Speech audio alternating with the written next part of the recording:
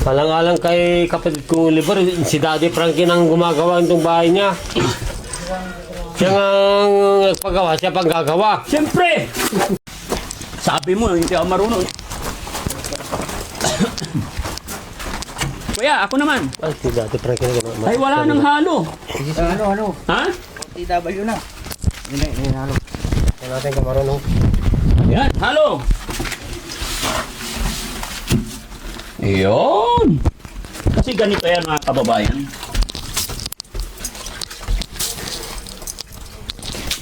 Binabasa pa para makapit. Diba?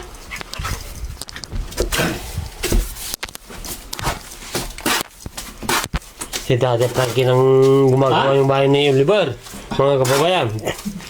Yan, ikaw ang mag-host ngayon, ha? Ha? Paano ba? Ayan. Hoy! Nalog... Mali ah. Hindi na. Maluwag ah. Yun. Ay, magaling pala si Daddy Frankie. Napulero rin to.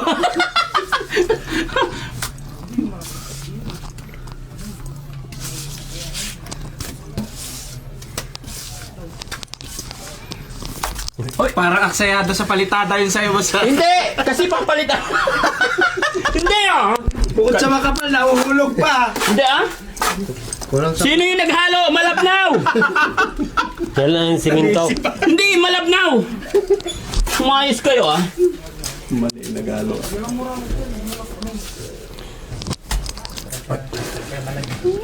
Iyon.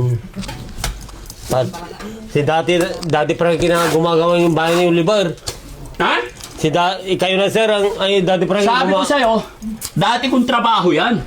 kayo na gumagawa yung bahay ni Oliver. Hindi, gusto kong makita na matapos na maayos tong bahay ni kapatid na Oliver.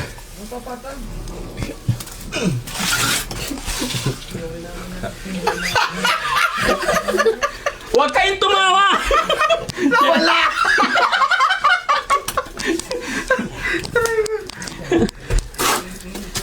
Parang madaming patak. Yung totoong gumagawa, wala na nagsayang na siminto. Daddy Frankie, pahid. Ayan, pahid na lang. Kasi yung pitik.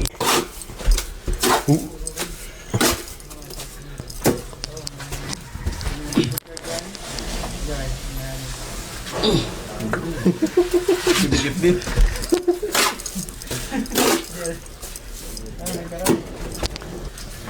Hop!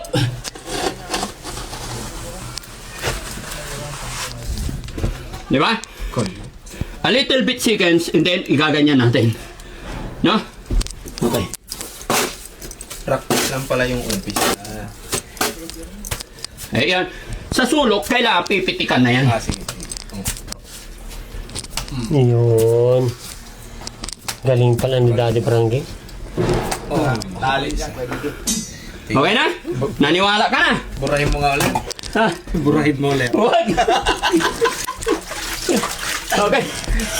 Oh, okay na. Naniwala ka na. Oh, sige, magpaalam ka na. Ikaw ang host eh. Ay, mga barangay, mga kababayan, Oh. kasama ko si Daddy Frankie.